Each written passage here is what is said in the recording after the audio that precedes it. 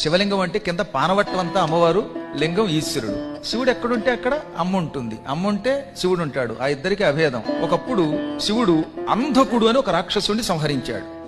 సంహరించి కైలాసానికి వచ్చాడు. రాగానే మొత్తం అక్కడున్న ప్రమథ గణాలు, అమ్మవారి దగ్గర ఉన్న మాలిని వంటి గణాలు అందరూ కూడా శివుడికి మంగళహారతి పలికారు. పార్వతి చిరునవ్వు నవ్వుతూ శివుడి దగ్గరకు వచ్చి, ఏమండి ఈ జనమందరూ మీకు తెగ హారతి పడుతున్నారు, మీరు ఏమి చేశారండి అంది. అంధకుడనే ఒక భయంకర రాక్షసుడిని చీల్చి చెండాడాను అన్నాడు ఆయన. వాడిని చంపే ముందు ఏం చేశారండి అన్నది ఆవిడ. ఓహో, వాడిని కాలుతో తొక్కి చంపారు. ఏ కాలు? ఎడంకాలు. ఎడంకాలు ఎవరిదండి అంది ఆవిడ. అర్ధనారీశ్వరుడు కదా శివుడు, ఎడమకాలు ఎవరిది? అమ్మవారిది. ఎడంకాలుతో తొక్కి చంపారా, ఆ కాలు ఎవరిది అనగానే ఆయన ఒక క్షణం ఆగి చిరునవ్వు నవ్వి, ఎడంకాలు ఎవరిది? నీదే, నువ్వే కదా అన్నట్ట. మరి తొక్కి చంపింది నేనైతే ఈ వెర్రి జనం అంతా మీకు మంగళహారతి పడతారు ఏమిటండి అంది ఆవిడ.